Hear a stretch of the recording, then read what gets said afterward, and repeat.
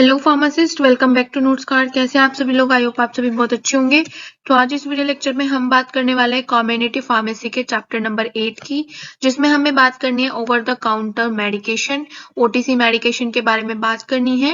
Video को last तक देखिएगा, कहीं पे भी स्किप मत कीजिएगा, क्योंकि लास्ट में हम बात करने वाले हैं इंपॉर्टेंट क्वेश्चन की, जो कि आपके एग्जाम के पॉइंट ऑफ व्यू से इंपॉर्टेंट हो सकते हैं।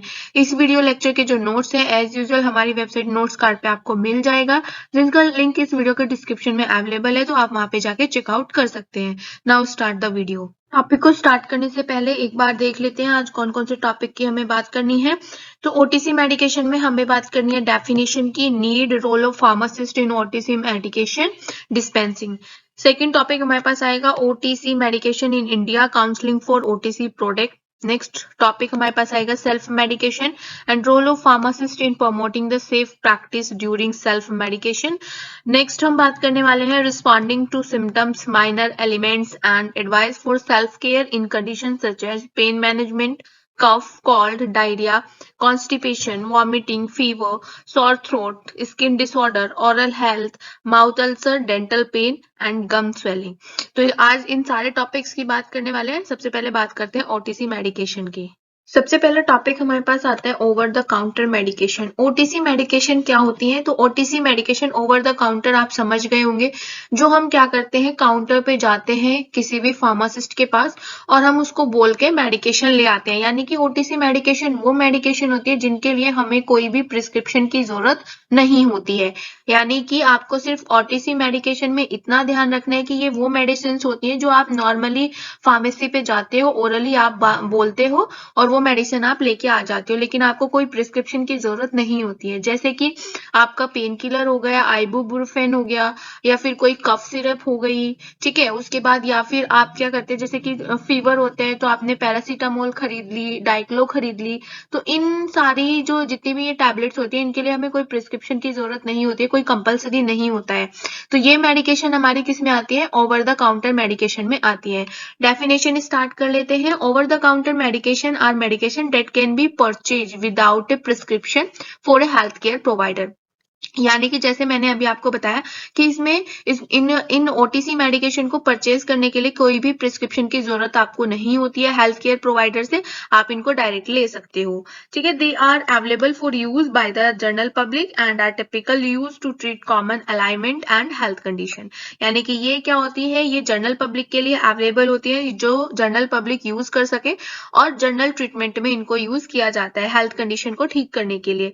एग्जाम्पल्स यहाँ पे दिए गए हैं, जैसे कि पेन रिलीफ हो गए, जैसे मैंने अभी बताया, आइबुप्रोफेन हो गया, डाइक्लो आप यूज कर सकते हैं, एंटीहिस्टामाइन हो गया, कोल्ड एंड कफ मेडिकेशंस हो गई, डाइजेस्टिव एड्स जितने भी होते हैं वो भी आप यूज कर सकते हैं। या फिर अगर मैं आपको नॉर्मल बताऊं तो जैसे विक्स हो गया है, ठीक है। विक्स के लिए कोई आपको प्रिस्क्रिप्शन की जरूरत नहीं होती है। और उसके बाद लीवोसिट्राजीन टाइप की जो मेडिसिन होती है, तो इनके लिए कोई प्रिस्क्रिप्शन की जरूरत आपको नहीं होती है, आप डायरेक्टली जाके ले सकते हैं। तो ऐसी मेडिसिन जिनको डायरेक्टली जाके फार्मेसी पे ले सकते हैं, प्रिस्क्रिप्शन की जरूरत नहीं होती है, वो हमारी आती है ओटीसी मेडिकेशन में। नेक्स्ट टॉपिक हमारे पास आता है need and role of pharmacist in OTC medication dispensing. तो देखिए, ऐसा नहीं है कि इसमें ओटीसी मेडिकेशन में प्रिस्क्रिप्शन की जरूरत नहीं पड़ती है, तो कोई भी पेशेंट आता है और आप उसको बार बार वही ड्रग आप देते हैं। क्योंकि जब हम एज ए फार्मासिस्ट अगर हम किसी पेशेंट्स को मेडिसिन दे रहे हैं तो थोड़ी रिस्पॉन्सिबिलिटी हमारी भी होगी। तो ओटीसी मेडिकेशन में भी फार्मासिस्ट का रोल होता है, जो फार्मासिस्ट को अपना काम करना चाहिए, ठीक है। जैसे सबसे फर्स्ट तो ये है कि अगर कोई पेशेंट जैसे कि कंटिन्यू ड्रग ले रहा है, एक ही टैबलेट ले रहा है, तो आप उससे पूछ सकते हैं कि भाई ऐसी क्या बीमारी आपको है कि आप रेगुलर यही मेडिसिन ले रहे हैं। या फिर ऐसा हो सकता है कि जैसे किसी को फीवर है, तो उसने एक बार लिया, 2 बार लिया पैरासीटामोल, ठीक नहीं हुआ, तो आप उसको एडवाइस कर सकते हैं कि वो किसी भी पर्टिकुलर डॉक्टर को, अच्छे से अच्छे डॉक्टर को दिखा सके। तो ऐसा नहीं है कि पेशेंट ने मांगा है कोई ओटीसी मेडिकेशन और आपने उसको फट से पकड़ा दिया है, ठीक है। आपको क्या करना है, ट्रैक भी करना है अपने पेशेंट को, क्योंकि अगर वो कंटिन्यू आपके मेडिकल स्टोर पे, फार्मेसी पे आता है, तो आप उसको ट्रैक करें। तो ओटीसी मेडिकेशन में भी कुछ रोल होते हैं। तो सबसे पहला तो यही है कि फार्मासिस्ट जो है वो कंज्यूमर यानी कि जो फार्मेसी से जो दवाई लेने आया है तो उसको एडवाइस भी कर सकता है, उसको कंसल्ट भी कर सकता है डॉक्टर के रिगार्डिंग, अगर ट्रीटमेंट नेसेसरी है तो। क्योंकि ऐसा भी हो सकता है फीवर एक नॉर्मल फीवर होता है, लेकिन फीवर अगर ठीक नहीं हो रहा है तो वो वायरल भी हो सकता है या फिर वो किसी अदर टाइप का फीवर भी हो सकता है। तो अगर लग रहा है कि भाई मेडिसिन से ठीक नहीं हो रहा है तो आप बोले उसको कि किसी पर्टिकुलर डॉक्टर को दिखाए। ठीक है, उसके बाद जो ड्रग होती है ओटीसी मेडिकेशन, उसके बारे में भी क्या कर सकता है, उसकी हेल्प कर सकता है, किस टाइप से एडमिनिस्ट्रेशन होना चाहिए या किस टाइप से उसमें डोज क्या लेगा, वो सारी चीजें भी वो कर सकता है, हेल्प कर सकता है। तो ऐसा नहीं है कि अगर उसके पास प्रिस्क्रिप्शन नहीं है तो आप भी उसकी हेल्प नहीं करेंगे, तो आप डोज में एडमिनिस्ट्रेशन में हेल्प कर सकते हैं। ठीक है, तो यानी कि कहा जाए तो फार्मासिस्ट जो है वो बहुत क्रूशियल रोल प्ले करता है ओटीसी मेडिकेशन की डिस्पेंसिंग में, like dose, administration, storage condition. ठीक है, तो डिस्पेंसिंग जब होती है ओटीसी मेडिकेशन की तो फार्मासिस्ट को अपना रोल प्ले करना होता है। तो यहाँ पे कुछ रीजंस है कि क्यों फार्मासिस्ट नेसेसरी है, क्यों फार्मासिस्ट का रोल की जरूरत है, क्या रोल होते हैं, वो यहाँ पे हम बात करने वाले हैं। तो सबसे फर्स्ट रोल जो है वो है एक्सपर्टीज इन मेडिकेशन। तो फार्मासिस्ट जो है उनको एक्सटेंसिव नॉलेज होना चाहिए ओटीसी मेडिकेशन की। ऐसा नहीं है कि वो बिना प्रिस्क्रिप्शन के आते हैं तो आप उसको कुछ भी डोज आप पकड़ा दें, नहीं, आपको आपके मेडिकल स्टोर में जितनी भी ओटीसी मेडिकेशन है, अब आपको समझ आ गया होगा कि ओटीसी मेडिकेशन क्या होती है। तो जितनी भी मेडिकेशन है आपको उनको प्रॉपर नॉलेज आपके पास उनकी होनी चाहिए। ठीक है, उसके बाद दूसरी बात, आप जो है एज ए फार्मासिस्ट आप पेशेंट को एडवाइस कर सकते हैं ओटीसी मेडिकेशन के बारे में, जैसे कि उसके यूज, डोजेस, एडमिनिस्ट्रेशन, कैसे आपको लेनी है, कितनी डोज में आप लेनी है और उसके क्या क्या साइड इफेक्ट हो सकते हैं। यानी कि आपको बिल्कुल भी ऐसा नहीं सोचना है कि कोई प्रिस्क्रिप्शन नहीं है, इसको कुछ पता नहीं है तो आप कोई भी मेडिसिन उठा के दे दो। सेकेंड इसमें आता है इंटरेक्शन विद अदर मेडिकेशन, जैसे कि हम प्रिस्क्रिप्शन मेडिसिन में भी ध्यान रखते हैं इंटरेक्शन का, ड्रग ड्रग इंटरेक्शन ना हो। ऐसे ही हम क्या करेंगे ओटीसी मेडिकेशन में भी हम इंटरेक्शन का ध्यान रखेंगे। पहले से कोई पेशेंट ऐसा तो नहीं है कि कोई अदर मेडिसिन खा रहा है, किसी अदर बीमारी की खा रहा है, अगर खा भी रहा है तो आप उसका ड्यूरेशन चेंज कर सकते हैं, ज्यादा ड्यूरेशन में आप कर सकते हैं। तो यानी कि आपको इंटरेक्शन का भी ध्यान रखना है। Pharmacist can check for potential interaction between OTC medication, यानी कि पहले से कोई जो पेशेंट है उसने पहले से कोई मेडिसिन तो नहीं खाई है, ठीक है, अगर खाई है तो कब खाई है, कौन सी खाई है, ये सारी चीजें आपको पता होनी चाहिए। ठीक है, and prescription medication that patient may be taken advice on any necessary precautions, यानी कि जो भी उस पर्टिकुलर मेडिसिन के प्रिकॉशंस हैं उससे रिगार्डिंग वो आपको उनको एडवाइस करना है, क्या क्या आपको इसमें प्रिकॉशन रखने हैं। यानी कि आपको अगर ओवर द काउंटर यानी कि ओटीसी अगर मेडिकेशन भी कोई पेशेंट लेने आते तो आपको अपना प्रॉपर फिनोमिना आपको अप्लाई करना है, जो फार्मासिस्ट के काम होते हैं। नेक्स्ट रोल हमारे पास आता है पेशेंट एजुकेशन। तो ओटीसी मेडिकेशन में भी हमें पेशेंट को उसकी प्रॉपर मेडिकेशन के बारे में प्रॉपर हमें उसको डिटेल देनी है, एजुकेशन प्रोवाइड करानी है। ठीक है, लाइक यूजेस, कैसे आप उसको रिकॉग्नाइज करेंगे, हाउ टू रिकॉग्नाइज, आप मैनेज साइड इफेक्ट कैसे मैनेज करेंगे, कैसे आप उसके सिम्टम्स को मॉनिटर करेंगे। जैसे आपने देखा भी होगा कि ओटीसी मेडिकेशन पे जो फार्मासिस्ट होते हैं तो वो मेंशन कर देते हैं कि भाई ये मॉर्निंग में आपको 2 टाइम लेनी है, ये आपको इवनिंग में लेनी है, यानी कि पर डे 1 टाइम आपको लेनी है। तो अगर ओटीसी मेडिकेशन भी कोई पेशेंट लेने आते हैं तो वो जो फार्मासिस्ट होते हैं उनका प्रॉपर रोल होता है कि उन पेशेंट्स को वो प्रॉपर मेडिसिन से रिलेटेड जितनी भी इंफॉर्मेशन है वो प्रोवाइड कराई जाए। ठीक है, नेक्स्ट इसमें आता है प्रिवेंशन ऑफ मिसयूज। अब देखिए, क्योंकि ओटीसी मेडिकेशन है, डेफिनेटली सी बात है प्रिस्क्रिप्शन की तो जरूरत पड़ेगी नहीं, लेकिन ऐसा भी ना हो कि जो पेशेंट है वो लगातार उसको लेता रहे, उसको एक हैबिट हो जाए कि भाई जैसे बहुत सारी ऐसी क्या मेडिसिन होती है, जैसे कोरेक्स का नाम आपने सुना होगा। तो कोरेक्स का भी मिसयूज होना स्टार्ट हो गए थे, जो अल्कोहलिक पर्सन होते थे वो कंटिन्यू लेना स्टार्ट हो गए थे, क्योंकि कोरेक्स के लिए कोई भी प्रिस्क्रिप्शन की जरूरत नहीं होती है। तो ऐसे मार्केट में बहुत सारी मेडिसिन है जिसमें प्रिस्क्रिप्शन की जरूरत नहीं होती है, लेकिन पेशेंट जो होते हैं वो हैबिट फॉर्मिंग कॉज कर देती हैं पेशेंट्स को। तो आपको पेशेंट को कंटिन्यू ट्रैक करना है कि ये प्रॉपर तरीके से ले भी रहा है है या फिर इसका कोई मिसयूज तो नहीं हो रहा है, मतलब पेशेंट को एक हैबिट तो नहीं हो गई है। तो अगर ऐसा कुछ है तो आप एक बार अवेयर हो जाएं।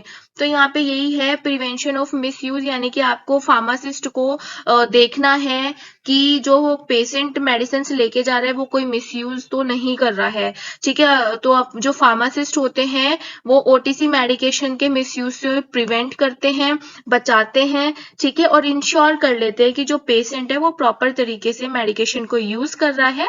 ठीक है, और उसमें कोई भी पर्टिकुलर रिस्क नहीं है। नेक्स्ट टॉपिक हमारे पास आता है ओटीसी मेडिकेशन इन इंडिया। अगर आपको ओटीसी के बारे में पता चल गया होगा कि ओटीसी मेडिकेशंस क्या होती हैं, तो अब हमें बात करनी है कि इंडिया में क्या क्या प्रोसीजर है ओटीसी मेडिकेशन के लिए, क्या क्या रूल रेगुलेशन है, क्या क्या सावधानी हमें रखनी है।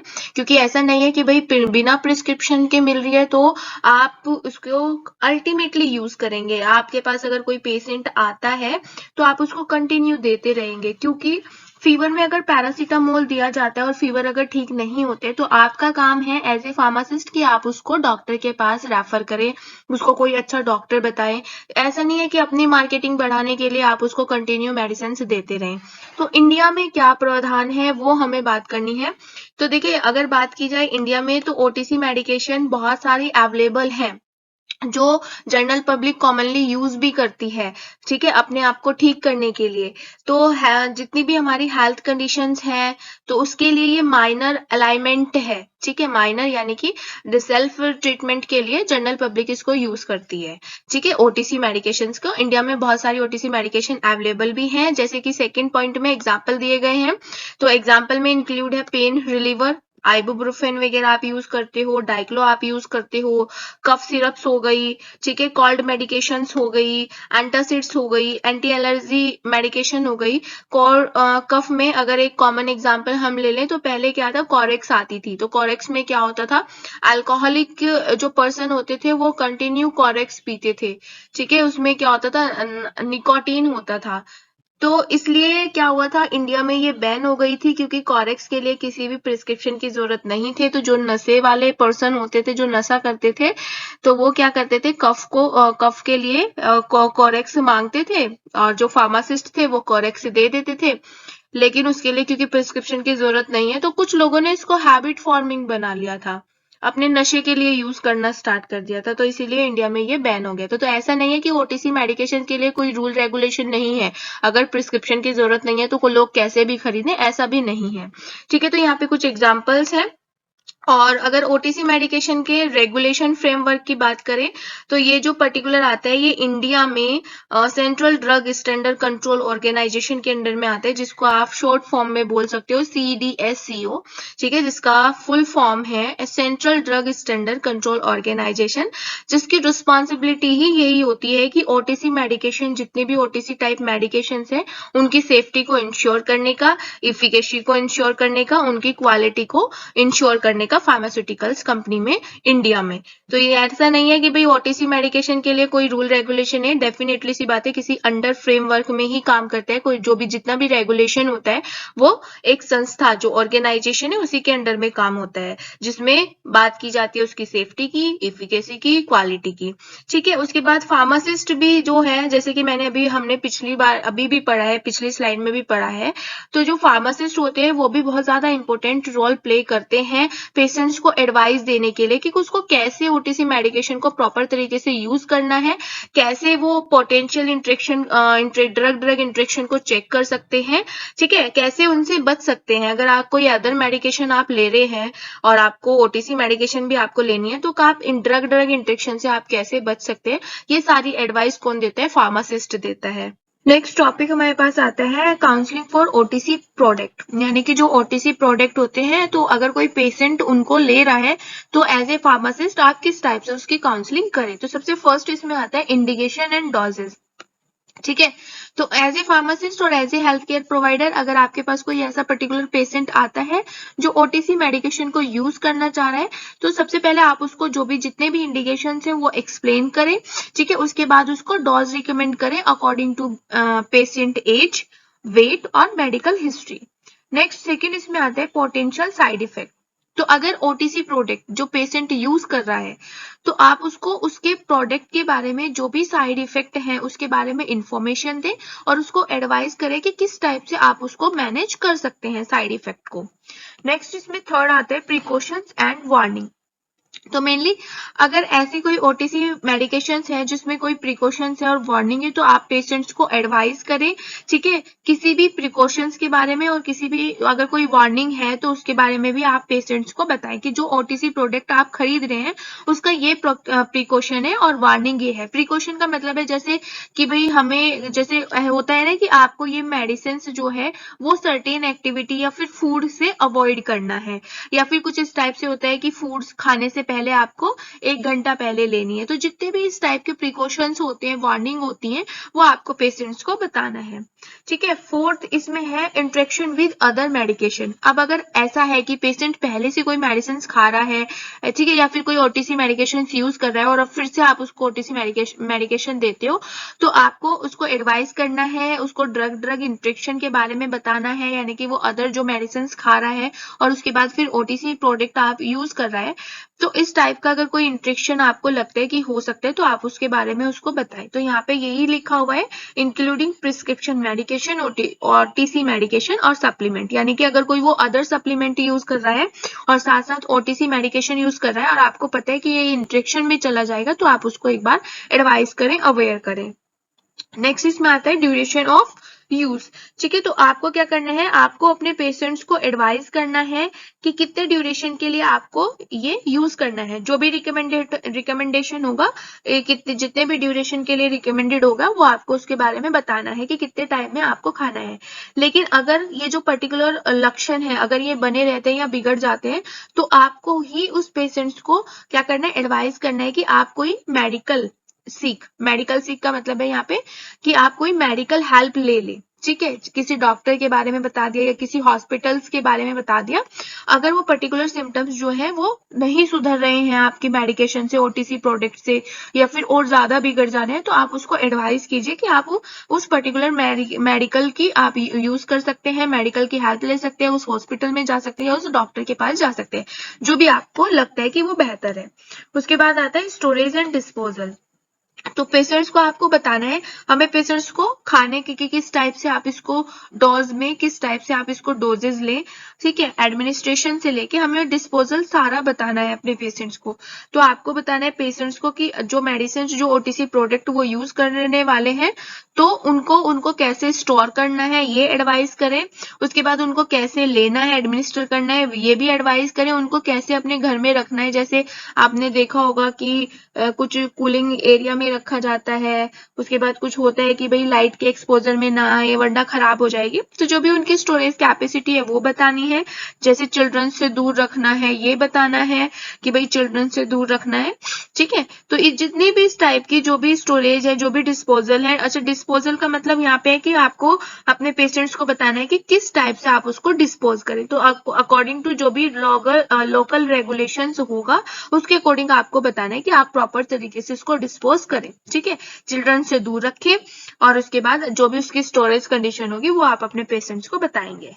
नेक्स्ट टॉपिक हमारे पास आते हैं सेल्फ मेडिकेशन। सेल्फ मेडिकेशन का मतलब क्या है, देखिए सेल्फ मेडिकेशन का दो टाइप से मतलब हो सकता है। एक ये है कि भाई मुझे नॉर्मल अपने आप आइडेंटिफाई हुआ कि मेरे को फीवर है, मैंने चेक कर लिया और उसके बाद मेरे पास पैरासीटामोल रखी तो मैंने पैरासीटामोल खा ली, ना मैं किसी डॉक्टर के पास गई ना मैं किसी फार्मासिस्ट के पास गई, मैं किसी के पास नहीं गई। तो डेट इज सेल्फ मेडिकेशन। एक है कि आपको लगा कि अच्छा मुझे पेन है, मैं फार्मेसी पे गई, उसके बाद मैंने बोला कि आप मुझे आइबुप्रोफेन या फिर डाइक्लो दे दीजिए, ना मैंने फार्मासिस्ट को कुछ बताया ना फार्मासिस्ट ने मुझे कुछ बताया। That is also self medication. तो सेल्फ मेडिकेशन एक ऐसी पर्टिकुलर सिलेक्शन है जिसमें सबसे पहले रिकॉग्नाइज किया जाता है बीमारी को सेल्फ, ठीक है। हम अपने आप ही क्या कर लेते हैं, फीवर चेक कर लेते हैं और उसके बाद हम उसको क्या करते हैं, सेल्फ डायग्नोस करते हैं अकॉर्डिंग टू सिम्टम्स या फिर according to condition. That is self medication, ठीक है। तो सेल्फ मेडिकेशन का मतलब ये है कि जब जहाँ पे आप खुद क्या करते हैं, सिलेक्शन करते हैं मेडिसिन का, खुद आप उसको यूज करते हैं, तो इसमें बात करनी है हमें role of pharmacist in promoting the safe practice during self medication, क्योंकि ऐसा हो सकता है कि कोई पेशेंट है जो पहले खुद से उसको फीवर लगा, उसने वो मेडिसिन खाई, जब आराम नहीं लगा तो वो फार्मासिस्ट के पास गया। तो उस कंडीशन में फार्मासिस्ट को कैसे प्रमोट करना है, सेफ प्रैक्टिस कैसे करनी है और उसमें क्या उसका रोल रहने वाला है, उसकी बात करनी है। तो सबसे फर्स्ट इसमें होता है एजुकेटिंग पेशेंट। तो एक फार्मासिस्ट का काम होता है कि वो अपने पेशेंट्स को एजुकेट करे, उनको बताए, जितनी भी मेडिकल एडवाइस है उनके बारे में उनको इंफॉर्मेशन दे बिफोर सेल्फ मेडिकेशन, यानी कि सेल्फ मेडिकेशन करने से पहले। ठीक है, तो सेल्फ मेडिकेशन करने से पहले फार्मासिस्ट का काम है कि वो अपने पेशेंट को पर्टिकुलर इंफॉर्मेशन के बारे में बताए, जितनी भी मेडिकल एडवाइस है उनके बारे में बताए। उससे क्या होता है कि कहीं ना कहीं पेशेंट जो है वो थोड़ा सा अवेयर हो जाते हैं कि मुझे किस टाइप की मेडिसिन खानी है, किस टाइप की मेडिसिन नहीं खानी है, अपने आप से नहीं खानी है, डॉक्टर की या फिर फार्मासिस्ट की हमें थोड़ा सा एडवाइस ले लेनी है। तो इसमें क्या होता है कि जितने भी पोटेंशियल रिस्क होते हैं सेल्फ मेडिकेशन से, जैसे कि ड्रग इंट्रेक्शन हो रहा है जो हमें नहीं पता होगा, एज ए पेशेंट हमें नहीं पता होगा कि क्या होता है ड्रग इंट्रेक्शन, एक कॉमन पेशेंट्स को नहीं पता है। हम मेडिकल के स्टूडेंट है तो हमें पता रहता है, फार्मासिस्ट को पता रहता है, फिजिशियंस को पता रहता है, लेकिन एक नॉर्मल पर्सन को पता नहीं रहता है। तो हो सकता है कि वो दो अगर मेडिसिन खा रहे हैं तो वो आपस में ड्रग इंट्रेक्ट कर जा रही है और असर ही नहीं हो रहा है, या फिर कोई एडवर्स इफेक्ट शो कर दिया। तो अगर आप अपने पेशेंट्स को कहीं ना कहीं उस इंफॉर्मेशन के बारे में बता देंगे, एजुकेट कर देंगे, तो वो इस चीज से थोड़ा बच जाएगा, अवॉइड हो जाएगा। सेकेंड इसमें आता है रिकमेंडिंग एप्रोप्रिएट मेडिकेशन। ठीक है, तो pharmacist can recommend over the counter medication for minor alignments, जैसे कि मतलब जो फार्मासिस्ट होते हैं, तो फार्मासिस्ट को जो ओटीसी मेडिकेशन होते हैं वो बहुत माइनर, जो बहुत छोटी बीमारीज होती है उनके लिए उनको रिकमेंड करना है, जैसे कि हैक्टिक हो गया या फिर कोल्ड हो गया। ठीक है, उसके बाद अगर कोई मेजर कंडीशन है, मेजर बीमारी है, तो उसके बाद उसको क्या करना है, रेफर करना है किसके पास, डॉक्टर के पास। ऐसा नहीं कि खुद से आप ट्रीट करते जा रहे हैं। ठीक है, उसके बाद पेशेंट्स को एडवाइस करना है एक पर्टिकुलर डोज से और एक पर्टिकुलर ड्यूरेशन के लिए, यानी कि जो हमारा ट्रीटमेंट होना चाहिए तो वो एक लिमिटेड ड्यूरेशन और डोज के अकॉर्डिंग होना चाहिए। ऐसा नहीं है कि आप उसको खुद ही डोज बढ़ा दे रहे हैं और ड्यूरेशन आप बढ़ा दे रहे हैं। अगर आप वो लग रहा है कि भाई यहाँ से उसको आराम नहीं हो रहा है तो आप उसको रेफर कीजिए किसी अच्छे डॉक्टर के पास। उसके बाद रिव्यूइंग मेडिकेशंस।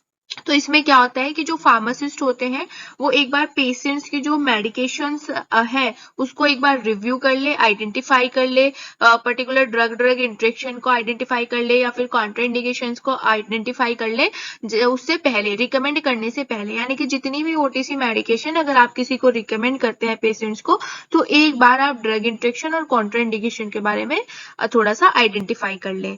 ठीक है, उससे क्या होता है कि उससे आगे जाके आपको कोई प्रॉब्लम नहीं आती और पेशेंट्स इजीली तरीके से सर्वाइव कर जाता है। नेक्स्ट फोर्थ इसमें आते हैं providing guidance on storage and disposal. अगर आप ओटीसी मेडिकेशन देते हैं तो आप अपने फार्मासिस्ट को एडवाइस करें, ठीक है, कैसे उसको स्टोरेज करके रखना है और कैसे उसको डिस्पोज करना है, जिससे कि स्मूथली जो हमारी लोकल गाइडलाइंस है वो प्रॉपर तरीके से मेंटेन रहे, चाहे वो ओटीसी ड्रग है या फिर कॉमन ड्रग है, तो उसमें वो मेंटेन रहना जरूरी है।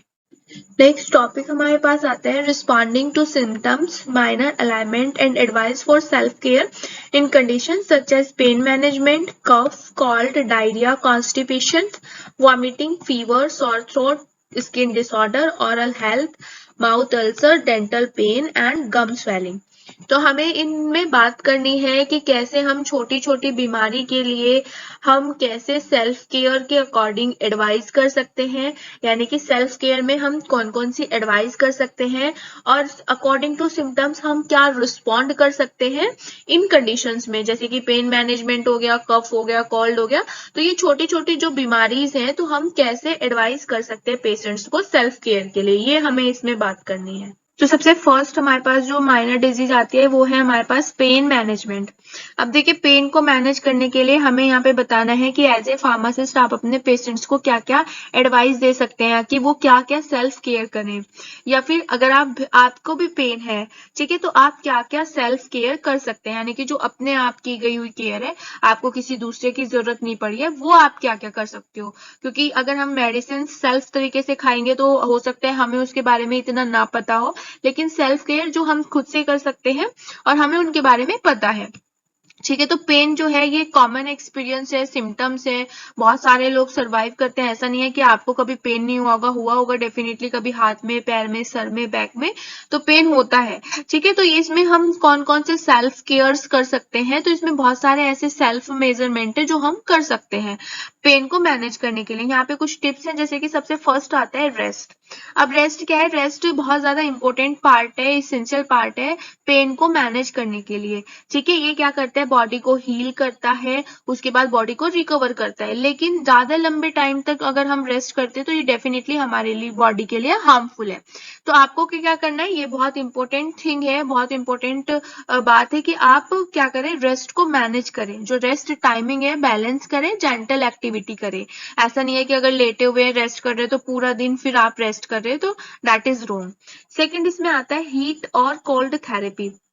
अभी जो हीट और कोल्ड थेरेपी, ये भी कहीं ना कहीं पेन को मैनेज करने के लिए हेल्प करता है। ठीक है। डिपेंड करता है किस टाइप का पेन है और लोकेशन क्या है पेन की। ठीक है। तो आप क्या कर सकते हैं, हीट पैक आप अप्लाई कर सकते हैं, वार्म टाउल आप अप्लाई कर सकते हैं उस एरिया पे जहां पे आपका जो मसल्स टेंशन है उसको क्या कर सकते हैं, स्मूथली वर्क करें। ठीक है। और आपके जो ब्लड फ्लो है उसको क्या कर दे, इंक्रीज कर दे।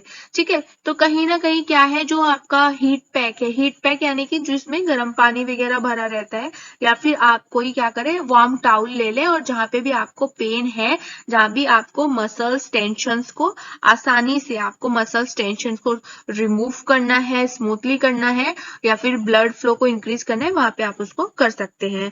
उसके बाद अप्लाइंगे कोल्ड पैक और आइस पैक। अप्लाई हम तब करते हैं कोल्ड पैक और आइस पैक को जब हमें क्या करना है, स्वेलिंग को रिड्यूस करना है या फिर इन्फ्लेमेशन को रिड्यूस करना है, तब हम कौन सा अप्लाई करते हैं, कोल्ड पैक और आइस पैक। ये नॉलेज आपको होना चाहिए। थर्ड इसमें आता है पेन मेडिकेशंस। ठीक है। तो हम ओवर द काउंटर यानी कि जो हमारी ओटीसी पेन रिलीफ है, हम उनको यूज कर सकते हैं, जैसे कि एस्प्रिन हो गया, इबुप्रोफेन हो गया। ठीक है। ये क्या कर सकते हैं, पेन मैनेज करने के लिए हमारी हेल्प कर सकती हैं। उसके बाद डेफिनेटली सी बात है, जो डोजेज, रिकमेंडेड डोजेज है, वो आपको पता होना चाहिए कि कितना डोज में आपको लेना है। ऐसा नहीं है कि आप कंटिन्यू लेने लगे, या ऐसा नहीं है कि आप, अगर आपको असर नहीं हुआ है तो आपने उसकी डोज को बढ़ा दिया, ज्यादा कर दिया, तो ऐसा भी बिल्कुल नहीं होना चाहिए। ठीक है। नेक्स्ट इसमें आता है एक्सरसाइज। ठीक है। तो एक्सरसाइज क्या है, एक्सरसाइज डेफिनेटली सी बात है बहुत हेल्प करता है पेन को मैनेजमेंट करने में, जैसे कि वॉकिंग हो गया, ठीक है, स्विमिंग हो गया, योगा हो गया। तो ये सब क्या है, ये वो पर्टिकुलर सेल्फ केयर है जो पेन को क्या कर सकते हैं, कम कर सकते हैं, हेल्प करते हैं पेन को कम करने के लिए। ठीक है। उसके बाद हमारी फ्लेक्सिबिलिटी और मोबिलिटी को क्या करते हैं, इंप्रूव करते हैं, बढ़ाते हैं। लेकिन इसको, एक्सरसाइज को स्टार्ट आपको स्लोली स्लोली करना है। ऐसा नहीं है कि फर्स्ट डे ही आपने पूरा एक्सरसाइज कर लिया और अगले दिन आप गए ही नहीं, तो ऐसा भी नहीं होना है। एक्सरसाइज जब आप करते हैं, जैसे आप जिम वगैरह जाते हैं, तो आप थोड़ा थोड़ा करके एक्सरसाइज करें और उसको फिर थोड़ा थोड़ा बढ़ाते जाएं। तो इसमें क्या होता है, टाइम, इसमें हमारा पर्टिकुलर जो एक्सरसाइज है, ऐसा भी नहीं कि हमने फर्स्ट डे में ही सारी एक्सरसाइज कर ली और हम अगले दिन जा ही नहीं पाए। तो हमें क्या करना है, धीरे धीरे स्टार्ट करना है एक्सरसाइज को। ठीक है। और उसके बाद जो एक्सरसाइज का टाइम है उसको फिर इंक्रीज करते जाना है। नेक्स्ट इसमें आता है मसाज। अब मसाज भी जो है डेफिनेटली सी बात है, जो मसल्स टेंशन है उसको थोड़ा सा क्या करता है, रिड्यूस करता है। जो मसल्स टेंशन है उसको रिड्यूस करने में हेल्प करता है और पेन को मैनेज करने में हेल्प करता है। उसके बाद सर्कुलेशन जो है, ब्लड सर्कुलेशन, उसको इम्प्रूव करता है। ठीक है। और ये क्या करता है पर्टिकुलर, इसमें जो आपको मसाज, ऐसा नहीं है कि आपने खुद से मसाज कर ली या फिर किसी ऐसे व्यक्ति पे करवा ली, पर्सन पे करवा ली जिसको मसाज के बारे में पता नहीं था। आपको एक प्रॉपर जो ट्रेन मसाजर है उससे आपको मसाज करानी है। ठीक है। मसाज थेरेपिस्ट जो है, ट्रेन वाले, जो जिनके पास प्रॉपर नॉलेज है, ट्रेनिंग है, उनसे आपको मसाज करानी है। ठीक है। ऐसे ही नहीं कि आप किसी भी पर्टिकुलर पर्सन से आप मसाज करा ले रहे हो। दूसरी बात, अगर कोई ओपन वाउंड है, घाव है या फिर कोई इंजरी है, तो आप उस एरिया को अवॉइड करें। ठीक है। मसाज का मतलब होता है मसल्स टेंशन के लिए होती है, जो मसल्स के लिए होती है। ऐसा नहीं कि कहीं घाव है तो, और उसमें अगर पेन हो रहा है तो आपने उसमें भी मसाज करा ली, ऐसा नहीं है। तो अगर कहीं पर्टिकुलर पोर्शन पे इंजरी है या फिर कोई घाव है तो आप उस पे मसाज नहीं कराएंगे। नेक्स्ट इसमें आता है डायरिया। तो डायरिया की कंडीशन में हमें कौन कौन सी सेल्फ केयर कर सकते हैं, उनके बारे में एक बार पढ़ लेते हैं। तो इसमें है, avoid solid food for a few hours, यानी कि जो सॉलिड फूड है जैसे कि खाना हो गया, ठीक है, उसको हमें थोड़ा टाइम तक अवॉइड करना है। बट आपको क्या करना है, ऐसे फूड को लेना है जो इजी तरीके से डाइजेस्ट हो जाए, जैसे कि बनाना, राइस, एप्पल सॉस, टोस्ट, ठीक है। सेकेंड इसमें अवॉइड मिल्क, कैफीन, अल्कोहल, यानी कि आपको क्या करना है, मिल्क, कैफीन, अल्कोहल को आपको अवॉइड करना है। उसके बाद ओवर द काउंटर मेडिकेशंस आप ले सकते हैं, लेकिन आप अपने हेल्थ केयर प्रोफेशनल से भी एक बार कंसल्ट कर लें जब आप इन मेडिकेशंस को लेते हैं डायरिया वाली कंडीशन में, ठीक है। तो यहाँ पे है लोप्रामाइड, ठीक है, इमोडियम, ये क्या है, ओवर द काउंटर मेडिकेशन है, आप ले सकते हैं, लेकिन एक बार आप फार्मासिस्ट को आप एक बार इन्फॉर्म कर दें, ठीक है, भाई हमें ये कंडीशन है, हमें ये वाली मेडिसिन चाहिए।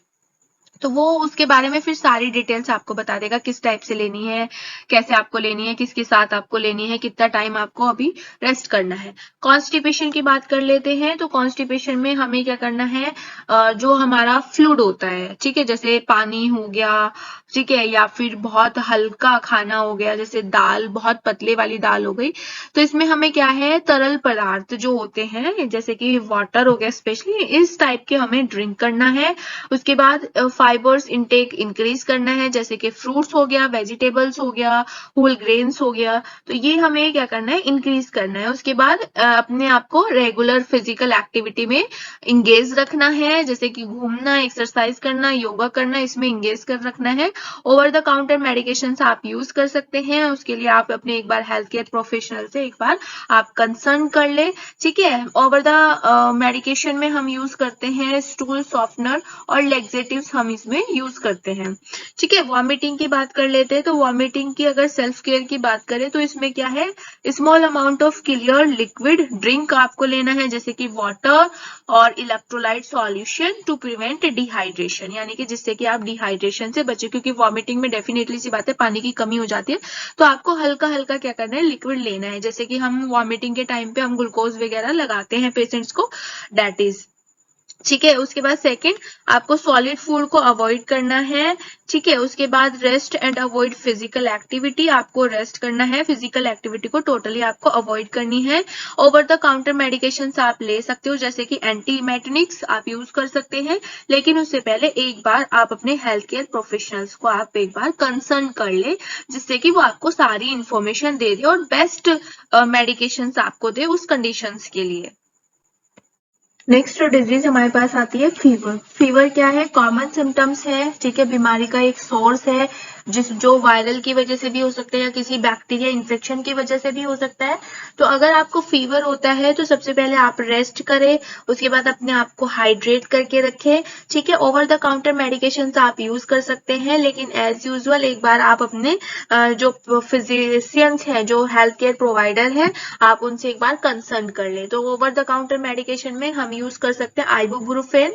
आइबुप्रोफेन किसके लिए यूज करते हैं, पेन रिलीफ के लिए यूज करते हैं, और एसिटा एमाइनोफेन हम इसमें यूज कर सकते हैं, ठीक है। तो ये दोनों का काम करता है, फीवर को रिड्यूस करने का भी काम करते हैं, और पेन अगर होते हैं तो उसको भी रिड्यूस करने का काम होता है। लेकिन अगर फीवर जो है वो कुछ दिनों तक, ठीक है, ठीक नहीं होता है, तो आपको डेफिनेटली आपको एकदम से जो है अपने हेल्थ केयर है आप उनसे एक बार बात करें, ठीक है, उनको बताएं, क्योंकि डेफिनेटली हो सकता है कोई अदर चांसेस हो। तो अगर कोई भी सिम्टम्स आपको शो होता है, जैसे कि हैक्टिक हो गया या फिर ब्रीदिंग में डिफिकल्टी हो रही है और फीवर आपको कंटिन्यू कुछ टाइम से हो रहा है, ठीक है, आप ओवर द काउंटर मेडिकेशन ले रहे हैं, ठीक नहीं हो रहा है, तो आप तुरंत अपना मेडिकल अटेंशन ले, यानी कि आप मेडिकल सर्विसेज ले, ठीक है, जो भी मेडिकल हेल्थ केयर है उनके पास जाएं। उसके बाद इसमें नेक्स्ट आता है सॉर थ्रोट, यानी कि गला खराब होना।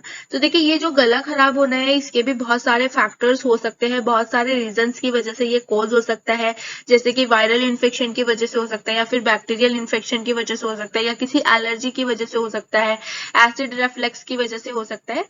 तो अगर सॉर थ्रोट होते हैं, उसके सिम्टम्स दिखते हैं, तो उसको रिलीव करने के लिए या तो आप क्या कर सकते हो, गर्म गुनगुने पानी से आप गरारे कर सकते हो, ठीक है, या फिर आप क्या कर सकते हो, गर्म पानी को आप पी सकते हो, ठीक है। उसके बाद आप गर्म लिक्विड आप यूज कर सकते हो पीने में, जैसे कि टी हो गया या फिर सूप हो गया, ठीक है, ये सारी चीजें आप इसमें यूज कर सकते हो सेल्फ केयर में। ओवर द काउंटर मेडिकेशन भी आप यूज कर सकते हो, जैसे कि एसिटा एमाइनोफेन हो गया और आइबुप्रोफेन हो गया, ये यूज कर सकते हो। लेकिन अगर आपको गले का जो खराबी थी, ठीक है, अगर वो काफी कुछ फ्यू डेज तक चलता है, ठीक है, मोर देन फ्यू डेज अगर लगता है आपको उसके सिम्टम्स, तो आप एक बार क्या कर सकते हैं, डॉक्टर से, फिजिशियन से आप कंसर्न कर सकते हैं, ठीक है, मेडिकल सर्विसेज आप ले सकते हैं, ठीक है। अगर आपको कोई भी सिम्टम्स दिखता है, जैसे कि आपको फीवर हो सकता है या फिर डिफिकल्टी हो सकती है बोलने में, ब्रीदिंग में, तो अगर इस टाइप का कुछ भी होता है तो आप मेडिकल कंडीशंस को यूज कर सकते हैं। नेक्स्ट हमारे पास आता है स्किन डिसऑर्डर। स्किन डिसऑर्डर का मतलब है जैसे कि एक्ने हो गया, एक्जिमा हो गया, सोरियासिस कंडीशंस होगी। तो ये एक ऐसी कंडीशन है जिसमें पेशेंट जो है अनकंफर्टेबल फील करता है, एम्बैरेसिंग फील करता है, देखने में थोड़ा बुरा लगता है, अनकंफर्टेबल फील करता है, और दूसरी बात इसमें कॉन्फिडेंस लेवल थोड़ा डाउन हो जाता है। तो इस कंडीशन में हम कौन कौन से सेल्फ केयर कर सकते हैं, तो सबसे पहले हम क्लींजर्स यूज कर सकते हैं, मॉइस्चराइजर यूज कर सकते हैं, लेकिन देख लें कि वही मॉइस्चराइजर आप यूज करें जो आपकी स्किन को सूट हो, क्योंकि स्किन जो होती है बहुत सेंसिटिव पार्ट है, ठीक है। ओवर द टॉपिकल मेडिकेशंस हम यूज कर सकते हैं। उसके बाद हम सन से बचने के लिए, अपनी स्किन को प्रोटेक्ट करने के लिए हम प्रोटेक्टिव क्लॉथ वेयर कर सकते हैं, सनस्क्रीन हम यूज कर सकते हैं। अगर ये स्किन कंडीशंस आपका सेल्फ केयर से ठीक नहीं होती है, इम्प्रूव नहीं होता है, तो फिर आप अपना हेल्थ केयर को, जो भी मेडिकल हेल्थ केयर है, उनको आप अपने बारे में बताएं, ठीक है, जो भी स्किन डिसऑर्डर आपका है। उसके बाद आता है ऑरल हेल्थ। ऑरल का मतलब है जो माउथ में ऑरली जो हमें बीमारी होता है, तो उसमें क्या क्या हो सकता है, तो उसमें जैसे कि हमें हो गया माउथ अल्सर, मुंह में छाले पड़ जाना, डेंटल पेन, दांत में दर्द होना, गम स्वेलिंग, तो ये क्या है, ऑरल हेल्थ है। तो सबसे पहले हम बात करने वाले हैं माउथ अल्सर के। अगर हो जाते हैं तो उसमें हम सेल्फ केयर कैसे करें। तो माउथ अल्सर एक ऐसे टाइप की कंडीशन है जिसमें मुंह में छाले पड़ जाते हैं, पेन होना स्टार्ट हो जाता है, ठीक है, सेंसेशन और बर्निंग सेंसेशन जो होती है वो क्या हो जाती है, बहुत ज्यादा हाई हो जाती है, इंक्रीज हो जाती है। आप कुछ भी खाते हैं तो बहुत जलता है, ठीक है। फीलिंग क्या है, पेन की बहुत फीलिंग होती है, इरिटेशन कॉज होती है खाने के टाइम पे। तो उसमें हम कौन कौन सी सेल्फ केयर कर सकते हैं, तो सबसे पहले तो हम क्या कर सकते हैं, अपने माउथ को, ठीक है, अपने मुंह को हम गरम सॉल्ट यानी कि थोड़ा सा नमक डाल दे के गर्म पानी से हम उसको धुल सकते हैं। सेकेंड, स्पाइसी जो फूड है हम बिल्कुल टोटली उसको अवॉइड करें, नहीं खाना है, हमें हल्का फुल्का खाना है, ठीक है। उसके बाद ओरल हाइजीन को आप मेंटेन करके रखें, जैसे कि भाई आप क्या कर सकते हैं, धुल सकते हैं, जैसे अभी बताया नमक के पानी से आप उसको धुल सकते हैं, ठीक है। तो ये कुछ इस टाइप का है जो हम सेल्फ केयर माउथ अल्सर में यूज कर सकते हैं। लेकिन अगर फिर भी नहीं ठीक होते तो फिर हमारे पास लास्ट ऑप्शन बनता है कि हम अपने हेल्थ केयर सर्विसेज के पास जाएं। उसके बाद फिर नेक्स्ट आता है डेंटल पेन। डेंटल पेन का मतलब है दांत में दर्द होना, स्वेलिंग आ जाना, हैक्टिक हो जाना, तो ये क्या है, सिम्टम्स है। तो इसमें हम सेल्फ केयर कैसे कर सकते हैं, हम जो वार्म वाटर होता है यानी कि जो गर्म पानी होता है उसके कुल्ले कर सकते हैं, ठीक है। उसके बाद हम क्या कर सकते हैं, एक टाउल को क्या कर सकते हैं, टाउल को हम गर्म टाउल यानी कि बहुत हल्का सा हम उसको गर्म कर लें, और गर्म करने के बाद जहां पे भी हमें पेन हो रहा है दांत में, उस एरिया में हम उसको लगा लें, ठीक है, गर्म कर सकते हैं। उसके बाद फिर हम क्या कर सकते हैं, अगर स्वेलिंग आ रखी है तो हम उसको कोल्ड पैक भी यूज कर सकते हैं, कोल्ड पैक यूज कर सकते हैं या फिर आइस पैक यूज कर सकते हैं, ठीक है। उसके बाद हम क्या कर सकते हैं, इसमें हम जैसे कि हाउस होल्ड मेडिकेशंस होते हैं, जैसे कि हमारा क्या हो गया, पैरासीटामोल या फिर आइबुप्रोफेन हम इसमें यूज कर सकते हैं। लेकिन अगर ठीक नहीं होते तो लास्ट ऑप्शन हमारे पास मेडिकल सर्विसेज का ही बचता है। उसके बाद हमारे पास आता है गम स्वेलिंग, ठीक है। गम स्वेलिंग के हमारे पास क्या हो सकता है, इसमें पर्टिकुलर हमारा जो गम है वो स्वेल हो जाता है इस कंडीशंस में, ठीक है। उसके बाद हमारा क्या है कि इसमें बर्निंग सेंसेशन होना स्टार्ट हो जाता है। तो इसमें हम क्या क्या सेल्फ केयर क्या कर सकते हैं, गम स्वेलिंग में एक सिम्टम्स ये भी होता है कि मुंह से बदबू आना स्टार्ट हो जाती है। तो इसमें हम क्या कर सकते हैं कि भाई दिन में हम काफी टाइम, जैसे कि अगर आप मॉर्निंग में एक बार ब्रश करते हैं तो आप उसको एक दिन में 2 बार, जैसे कि सोने से पहले और उठने के बाद आप ब्रश करें।